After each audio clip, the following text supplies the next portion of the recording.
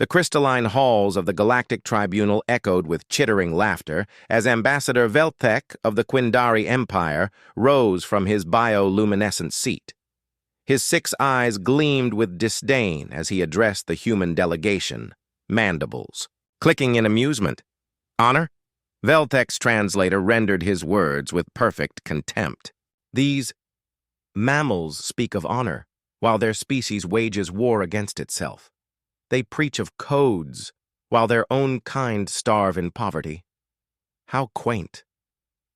Captain Raven Korith stood at attention, her weathered face betraying no emotion despite the ripple of alien laughter that swept through the assembly.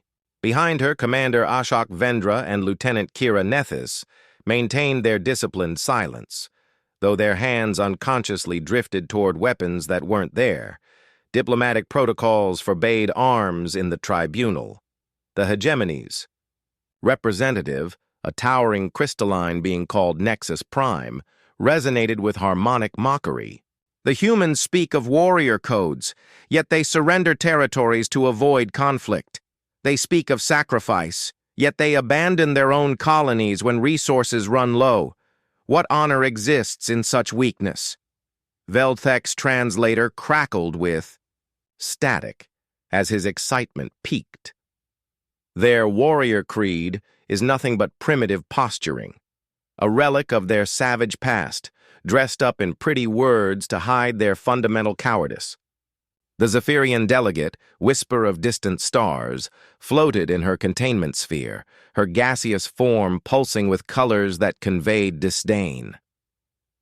We have observed their military academies, their training rituals. They speak of loyalty, duty, sacrifice, yet when faced with superior forces, they retreat.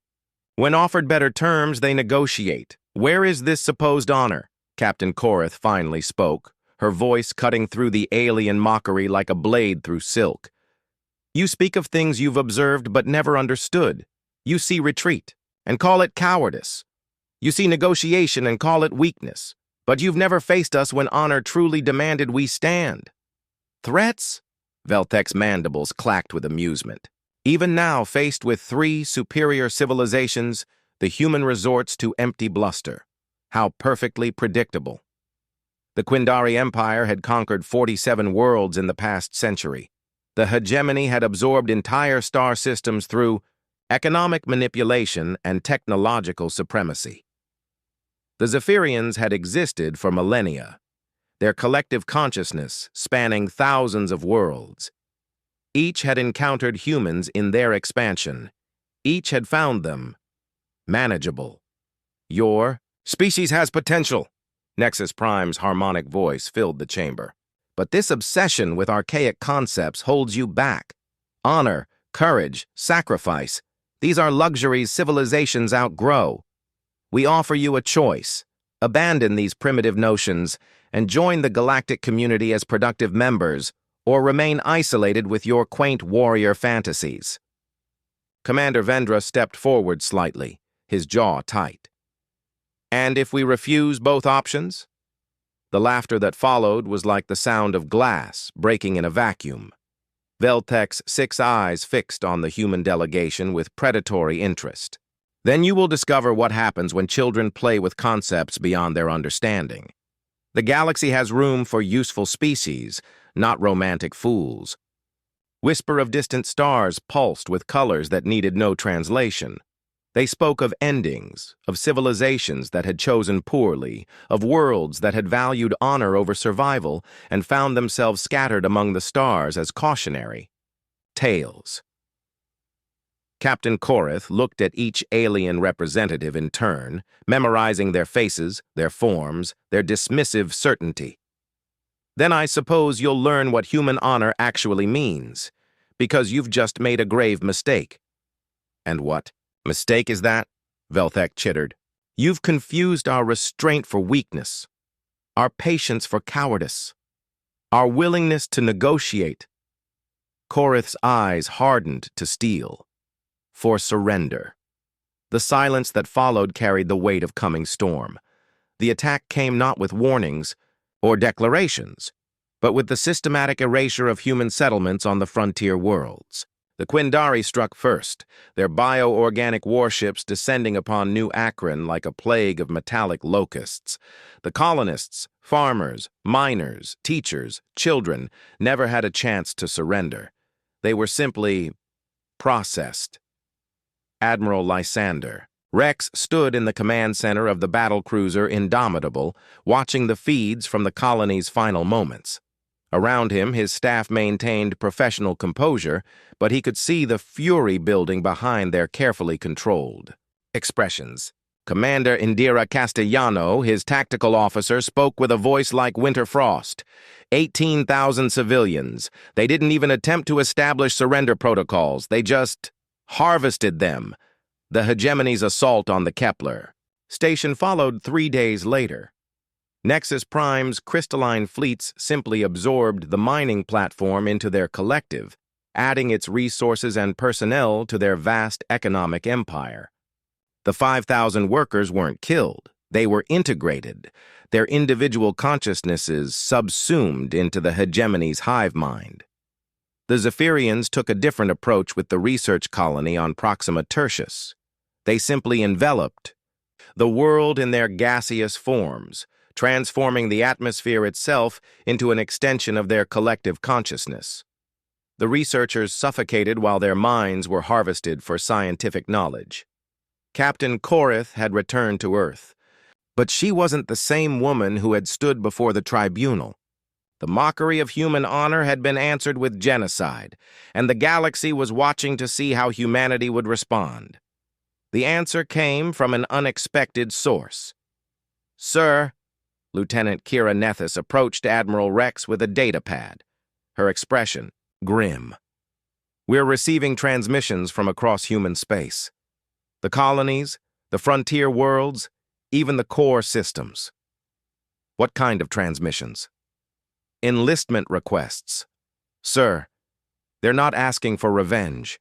They're asking to take the oath." The Warrior's Oath had been a ceremony reserved for humanity's elite military units, the Rangers, the Special Forces, the crew of deep space vessels who might face impossible odds far from home. It was an ancient ritual, adapted from a dozen warrior cultures, refined through centuries of conflict. Most humans lived their entire lives without ever being asked to take it, but the colonies had changed that. In the aftermath of the alien attacks, something had awakened in humanity's collective consciousness. The mockery had been answered with extermination, and now ordinary humans, shopkeepers, teachers, engineers, artists, were asking to bind themselves to the code that their ancestors had carried through every war, every conflict, every moment, when civilization had balanced on the edge of a blade. General Hector Vasquez, chairman of the Joint Chiefs, stood before the Global Assembly with the weight of the species on his shoulders. "The aliens believe they understand us. They've seen our negotiations, our retreats, our willingness to compromise. They mistake our civilization for weakness, our restraint for cowardice." He paused, looking at the representatives of 200 nations, each grappling with the same terrible knowledge. They have no concept of what we become when honor demands we stand and fight. When the choice is between submission and death, and we choose neither. The vote was unanimous. For the first time in human history, the warrior's oath would be offered to every citizen of every world, not as conscription, but as invitation, to join something older than governments, deeper than nationality, stronger than individual survival. The oath itself was simple. "I am the guardian between civilization and chaos. I stand where others cannot. I hold the line that must not break. My life is not my own. It belongs to those who cannot fight. My death is not an ending. It is a door that others may pass through. I am honor made manifest. I am the last light in the darkness. I am the sword that does not break." Within a month, 4 billion humans had taken the oath. They came from every walk of life, every profession, every age. They came because their ancestors had whispered the words that the aliens could never understand. Some things are worth dying for. The galaxy was about to discover what that meant. The first battle of the Honor Wars began not with massive fleets or grand strategy, but with a single transport ship and 37 humans who had taken the oath. The remembrance dropped out of hyperspace in the Quindari home system, broadcasting on all frequencies. Captain Darius Kalen's voice carried across the void with the weight of absolute certainty. "This is Captain Kalen of the Human Remembrance. We carry the ashes of New Akron. We have come to return them to their murderers." The Quindari response was swift and overwhelming. 300 bioorganic warships surrounded the single human vessel, their living hulls pulsing with aggressive bioluminescence. Admiral Kethvar, the architect of New Akron's destruction, opened communications with what his translator rendered as amusement. "One ship against 300. Have the humans lost all reason along with their honor?" "You still don't understand," Kalen replied, his crew moving with practiced precision around the bridge. "You think this is about winning or losing, about superior numbers or better technology. You think war is about survival." The Quindari opened fire. The remembrance should have been vaporized instantly. Instead, something impossible happened. The ship began to sing. Every human aboard had taken the oath, and in that moment of absolute certainty, knowing they would die, accepting it, choosing it, they became something more than the sum of their parts. The ship's systems, designed by human engineers who had taken the oath, responded to their collective will. Armor that should have failed held.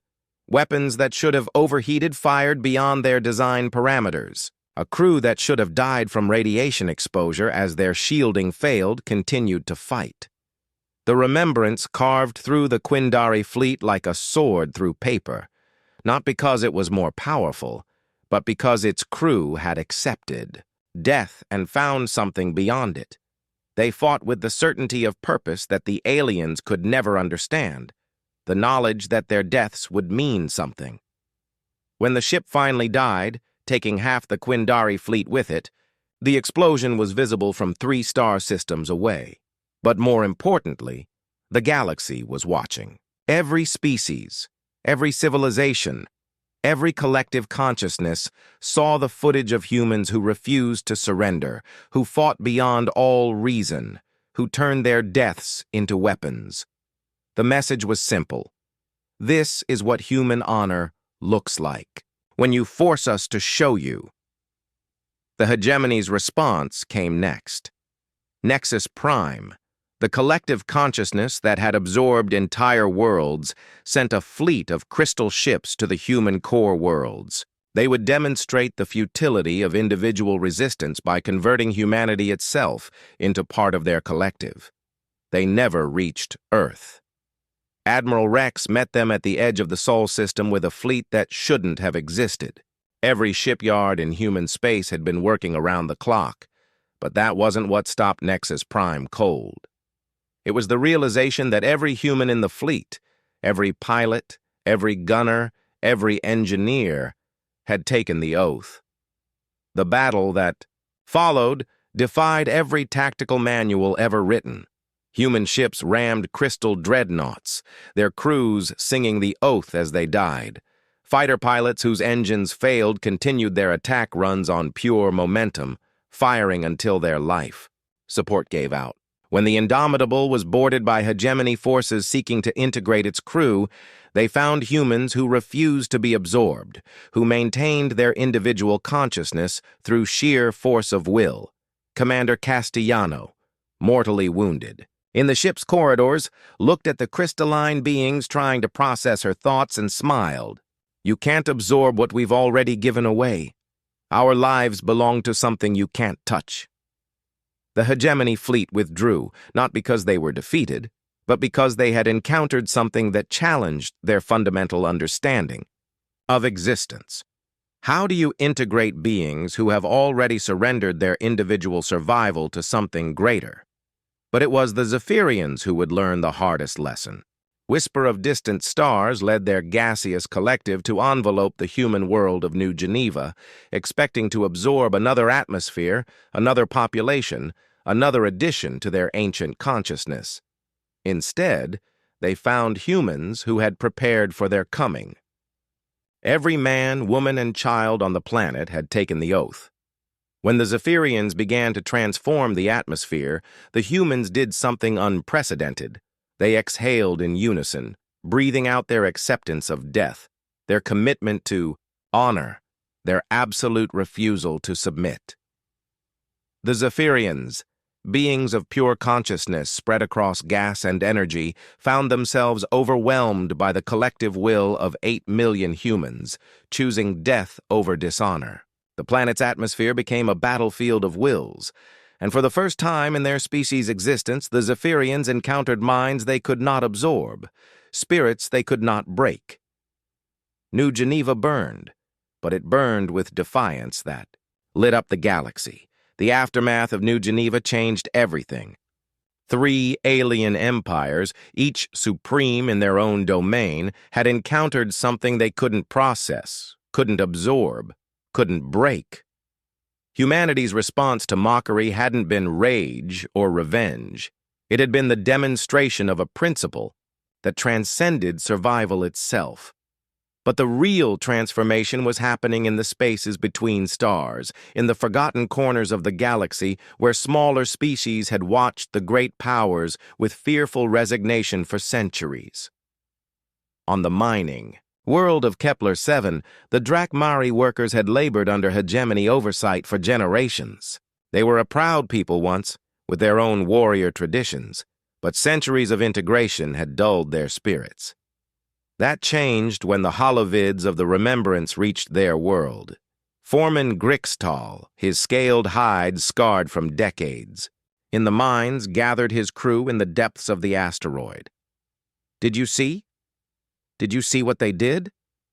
The humans had shown them something they'd forgotten, that some things were worth dying for, that honor wasn't a luxury, but a necessity, that a people could choose to stand rather than kneel, even when standing meant death. The BlackHFY uprising began that night. Using mining equipment as weapons, they carved through the hegemony's crystalline overseers with a fury that surprised even themselves. When the crystal ships came to restore order, they found miners who fought with the desperate courage of beings who had remembered what they were. The BlackHFY didn't win. They couldn't. But they died as warriors, not slaves, and their defiance sparked something across the galaxy's oppressed worlds. On the agri-world of Thessia Prime, the plant-like Verdani had been integrated into the Quindari Empire's biosystem for so long that they'd forgotten their own language. But when they saw humans dying rather than surrendering their principles, something ancient stirred in their root networks. The Great Flowering began 3 days later, a coordinated uprising that turned the planet's very ecosystem against its occupiers. The Quindari bioships found themselves fighting a world that had become a single vast organism united in rebellion. Vines that could strangle starships, spores that could corrode bioorganic armor, trees that sang the Verdani's long-forgotten war songs as they died. But it was among the Kithari that the human example found its deepest resonance. The insectoid species had been scattered across a dozen worlds, their hive minds fractured by Zephyrian integration. They had been broken, their collective consciousness shattered into fragments that served their gaseous masters. Commander Vendra, now leading the human diplomatic corps, received the first Kithari transmission 6 months after New Geneva. The clicking, chittering language was translated by the ship's AI, but the meaning was clear even without words. Teach us the oath. The message came from Queen Mind Tassara, one of the few Kithari leaders who had maintained her individuality despite Zephyrian integration. Her hive cluster controlled 3 worlds, but more importantly, she had been quietly spreading the message of human honor throughout the broken remnants of her species. We have watched you die for principle, her message continued. We have seen. You choose honor over survival. We are insects, not mammals. We think differently, feel differently. But we recognize something in your oath that we had lost. The understanding that some things transcend individual existence. The meeting took place on the neutral station of Crossroads, deep in the galactic core. Vendra arrived with a small, diplomatic team, expecting to find a broken species seeking alliance. Instead, he found something that reminded him of humanity's own transformation. Queen Mind. Tessara stood 7 feet tall, her chitin marked with scars from battles against her own people's oppressors. Around her, a dozen other Kitheri leaders represented hive minds that had secretly maintained their independence. They had learned to hide their true nature from the Zephyrians, to appear integrated while maintaining their warrior spirits. Your species has shown us something we thought lost forever, Tessara clicked, her compound eyes reflecting the station's lights like faceted gems. The understanding that honor is not a weakness to be discarded, but a strength to be embraced. We wish to adapt your oath to our nature, to our understanding. Will you teach us? Vendra looked at the alien warriors before him and saw something that transcended species. Beings who had chosen to stand rather than kneel, to resist rather than submit. The human oath spoke of individual sacrifice for collective good, but the Kitheri understood collective sacrifice for individual dignity. The Kitheri oath that emerged from their collaboration was different from the human version, adapted to their hive mind nature, but it carried the same essential truth. We are the guardians of what must not be lost. We stand together where others fall alone. We hold the memories that must not fade. Our collective is not our weakness, it is our strength. Our death is not division, it is unity perfected. We are honor made manifest in countless forms. We are the swarm that does not break. Within a year, 17 other species had requested copies of the oath, not to join humanity's war, but to reclaim their own honor, their own codes, their own reasons to stand and fight. The galaxy was learning what the 3 great powers had forgotten in their dominance, that honor was not a human concept, but a universal truth that had been waiting for someone brave enough to demonstrate its power. 2 years after the Battle of New Geneva, the galaxy had become unrecognizable. What had begun as alien mockery of human honor had evolved into something far more dangerous to the established order, a renaissance of warrior cultures that had been dormant for centuries. Admiral Rex stood on the observation deck of the Indomitable, now the flagship of what historians would later call the Coalition of Honor.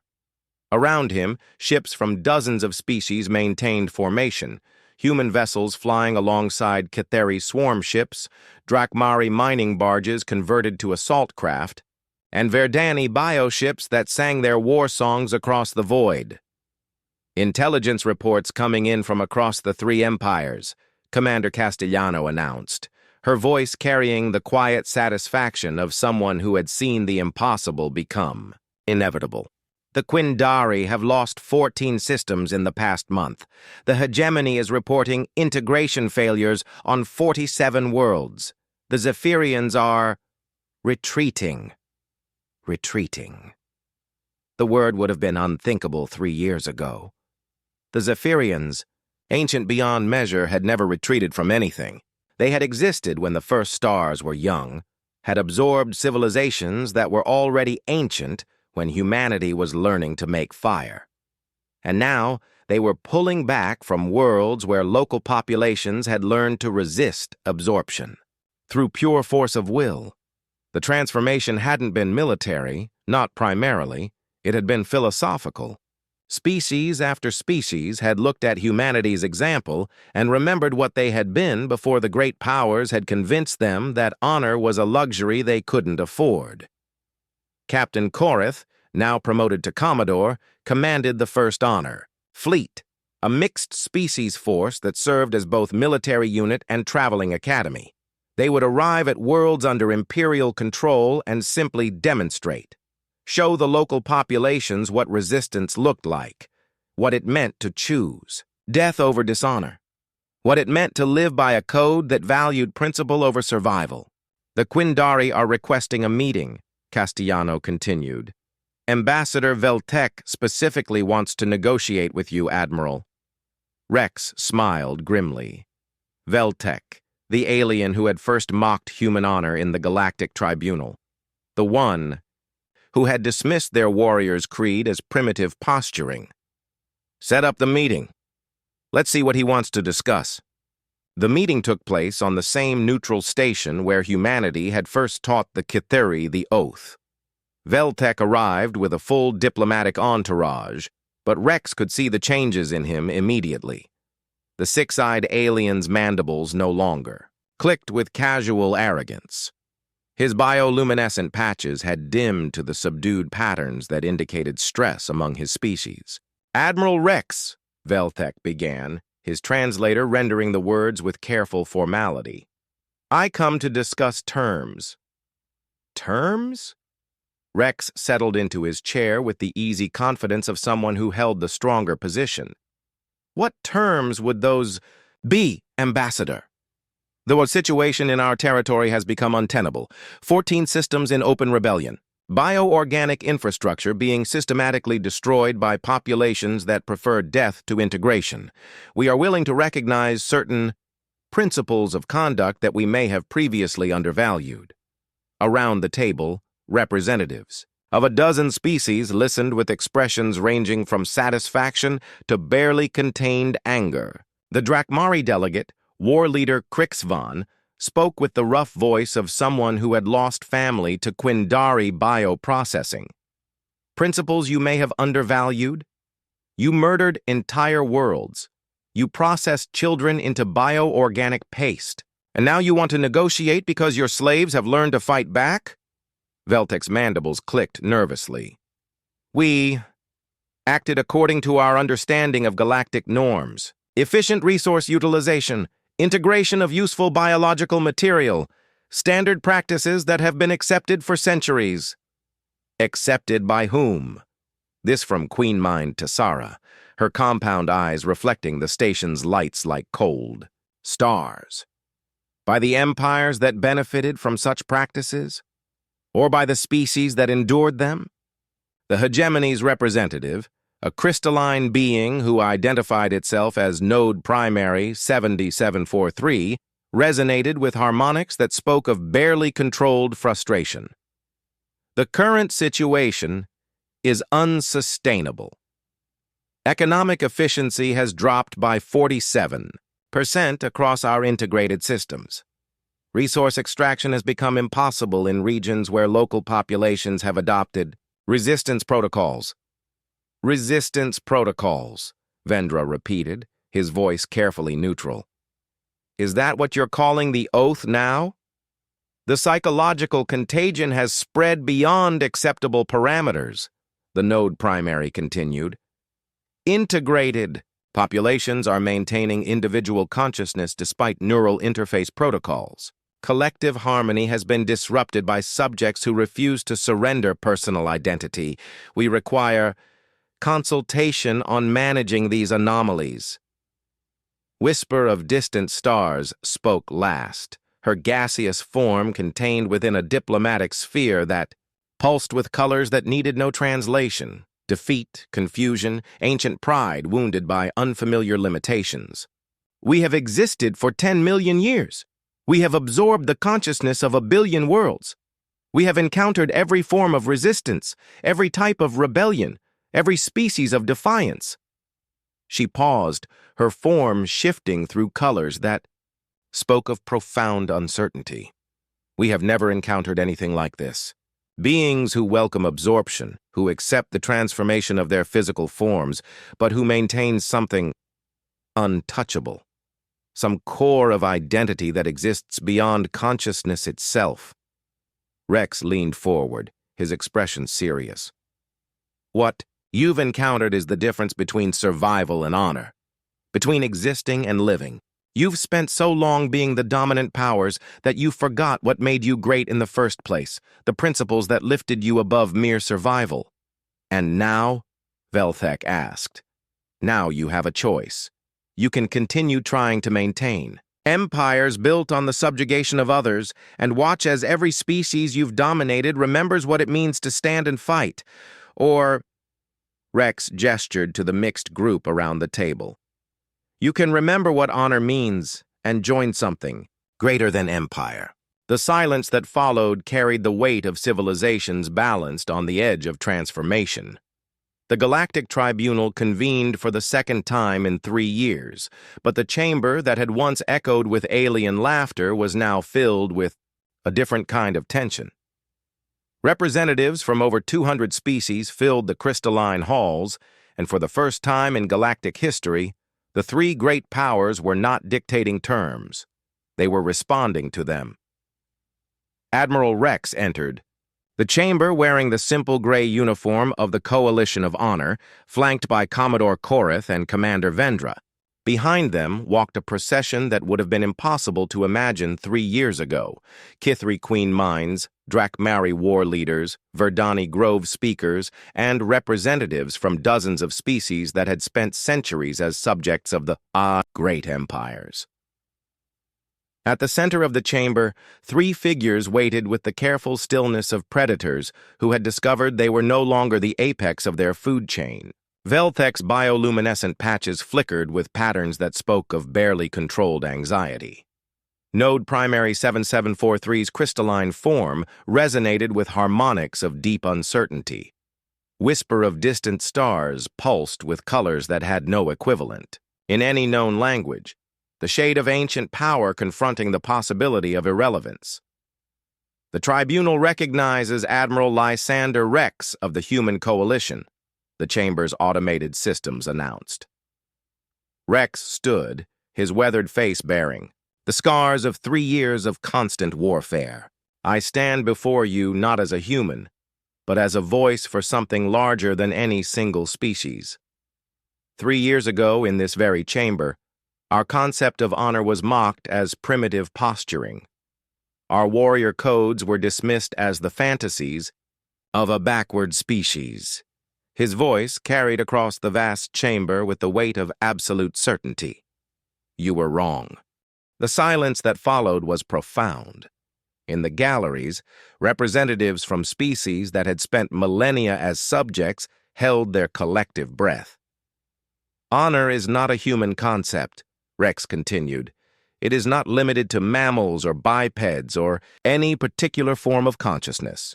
Honor is the recognition that some things transcend individual survival, that there are principles worth dying for. That existence without dignity is not life. It is merely persistence. Velthek rose from his bioluminescent seat, his 6 eyes fixed on the human admiral. You speak of honor, but what you have brought us is chaos, rebellion, the collapse of systems that have maintained galactic stability for millennia. Stability built on what foundation? Queen Mind Tessara's voice clicked through the chamber's translators. On the bones of civilizations you processed for efficiency? On the minds you absorbed for resources? On the worlds you strip-mined for economic advantage? That wasn't stability. It was stagnation enforced by terror. Node Primary 7743 resonated with harmonics of frustrated logic. The current situation is unsustainable. Economic systems are collapsing. Resource extraction has become impossible.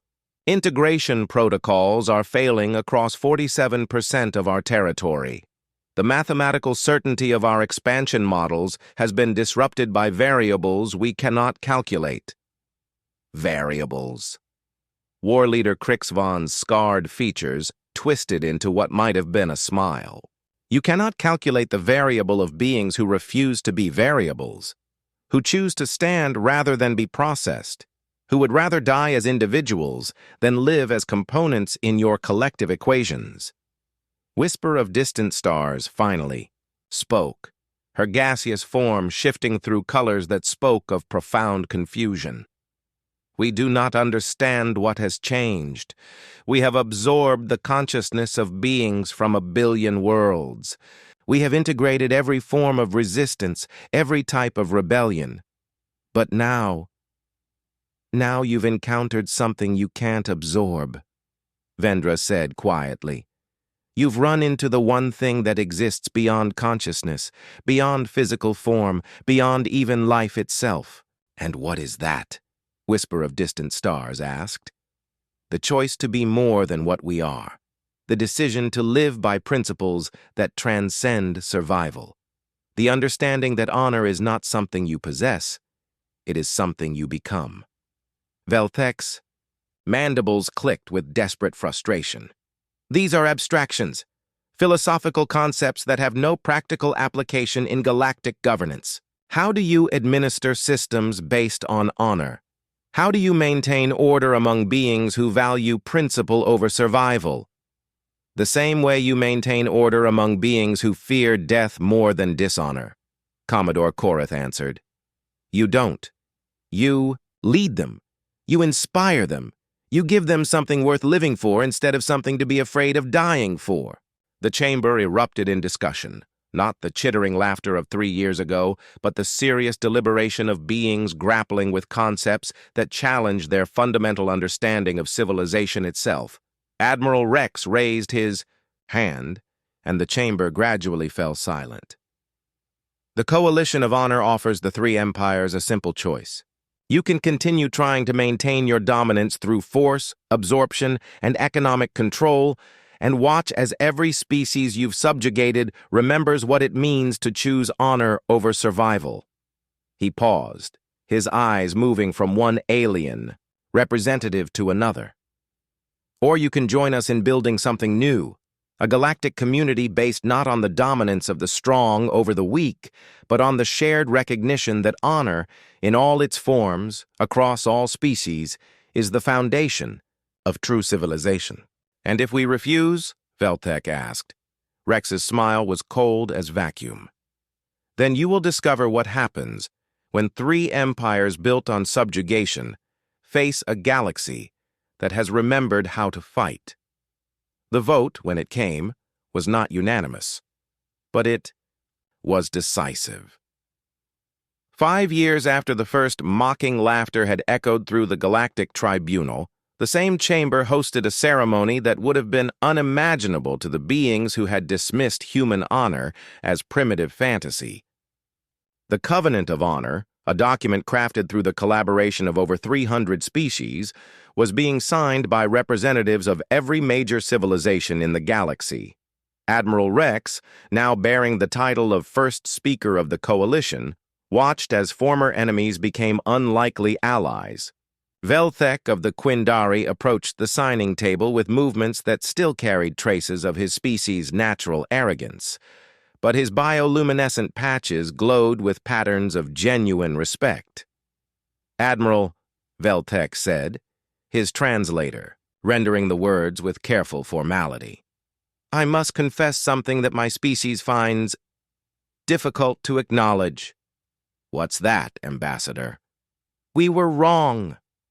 The alien's 6 eyes met Rex's gaze directly. Not merely incorrect in our assessment, but fundamentally wrong in our understanding of what strength means.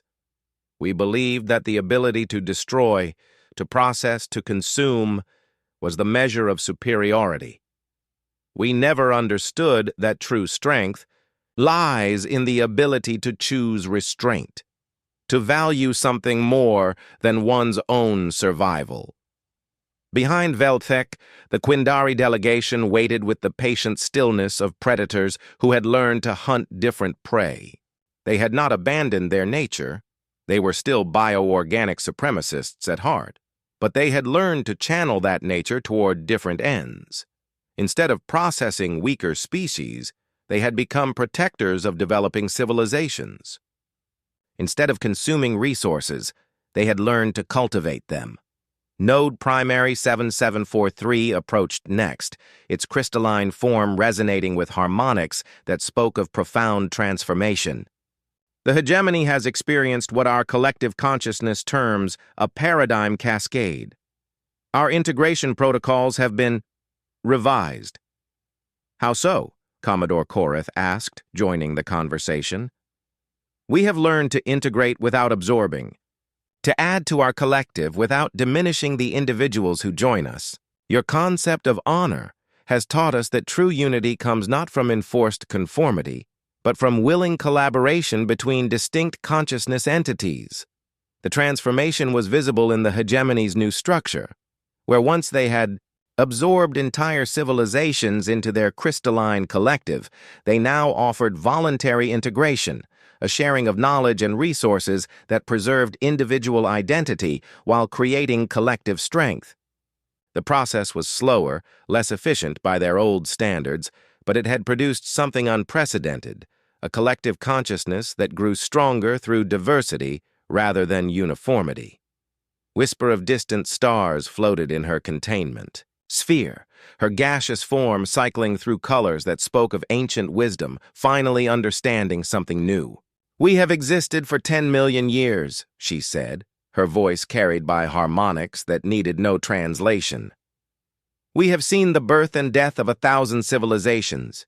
We thought we had learned all there was to learn about consciousness, about existence, about the nature of life itself. She paused, her form shifting to colors that spoke of humility, a concept that had been alien to her species until they encountered beings who chose death over dishonor. We were children playing with concepts we did not understand. You have taught us that consciousness is not something to be absorbed, but something to be celebrated. That diversity of thought is not inefficiency, but the source of true wisdom. The Zephyrians had perhaps undergone the most radical transformation of all. Their ancient collective consciousness had learned to fragment itself into smaller, more focused entities that could interact with individual beings without overwhelming them. They had become teachers instead of consumers, sharing their vast knowledge while learning from the unique perspectives of younger civilizations. Queen Mind Tassara approached the signing table with the precise movements of an insectoid species that had rediscovered its warrior heritage. The Kitheri wished to formally thank the humans for returning something to us that we thought lost forever. The understanding that our collective nature is a strength, not a weakness. That our willingness to die for the hive does not make us expendable, but precious. Behind her, representatives from dozens of species that had taken the oath in their own forms waited to add their signatures to the covenant. The Drakmari had become the galaxy's finest miners and engineers, but they did their work with a pride that transformed labor into art. The Verdani had spread their bioorganic technologies across 100 worlds, but always as partners, never as conquerors. Each species had found its own way to embrace honor while remaining true to its nature. The covenant didn't impose a single definition of honor. It recognized that courage could take as many forms as there were species to embody. As the ceremony reached its climax, Admiral Rex found himself thinking of the humans who had died to make this moment possible. Captain Darius Kalin and the crew of the Remembrance, who had chosen to become a weapon rather than accept defeat. The 8 million souls of New Geneva, who had breathed out their defiance with their last breath.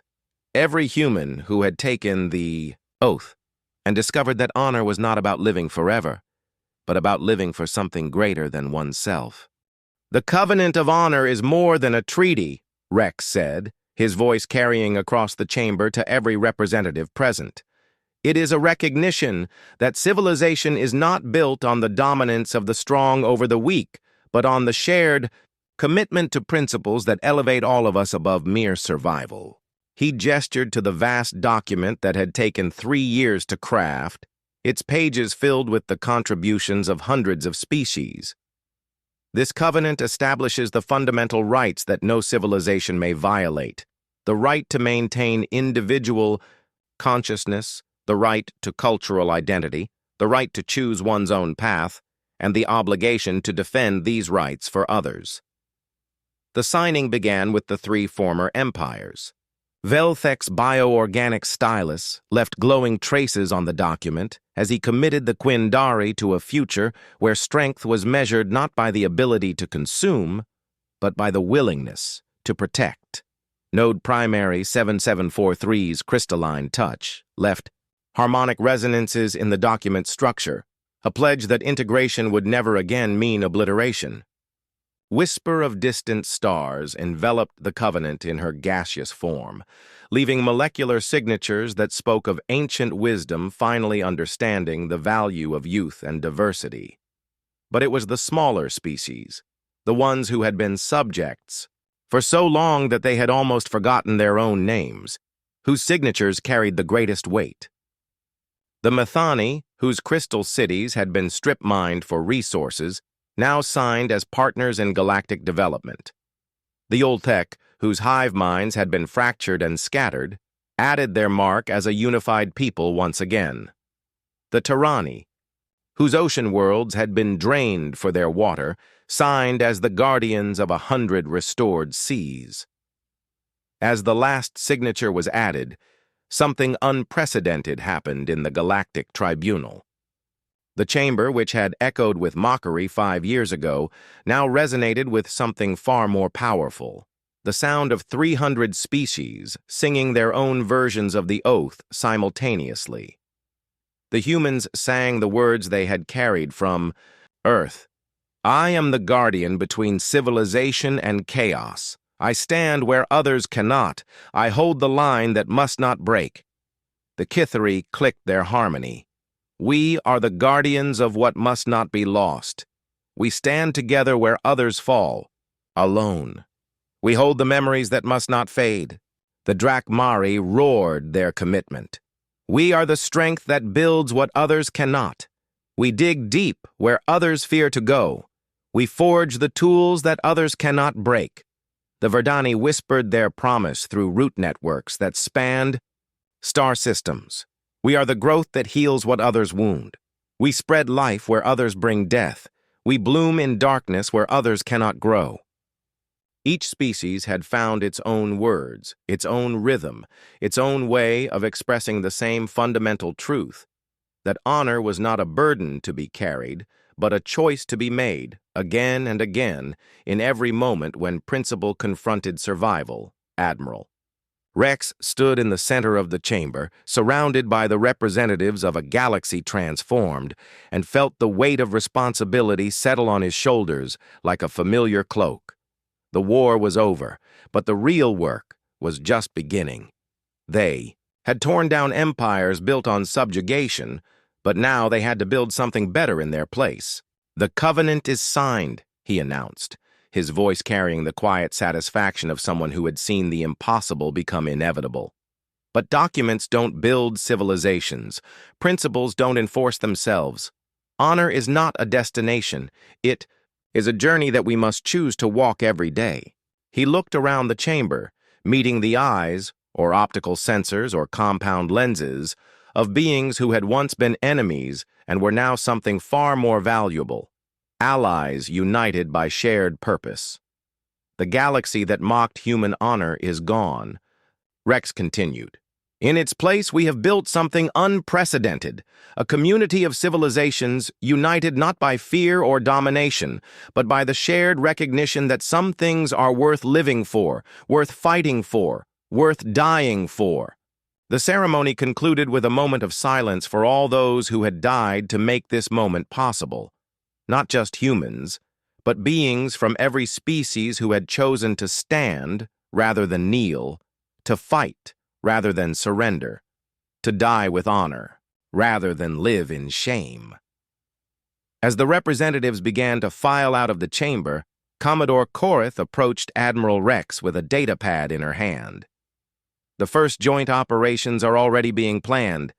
Kithari exploration fleets working with Verdani terraforming teams. Drakmari mining operations partnered with hegemony integration specialists. Even the Quindari are volunteering their bioships for medical missions to worlds that were damaged. In the wars, Rex smiled, feeling a satisfaction deeper than victory.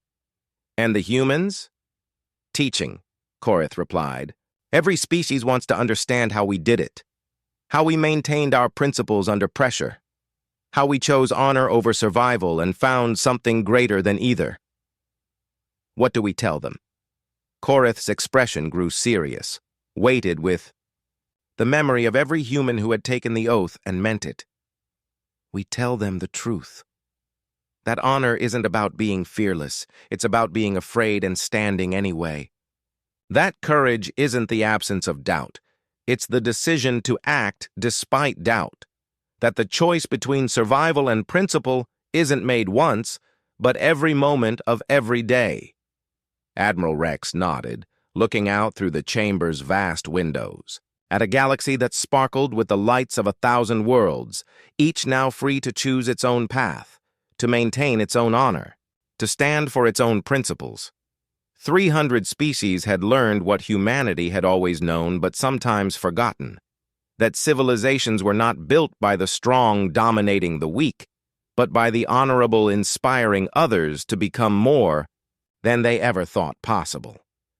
The mockery had become reverence, the dismissal had become emulation, the laughter had become the foundation song of a new galactic order, and in the depths of space, on worlds throughout the galaxy, beings of every species looked up at the stars and whispered their own versions of the same ancient promise.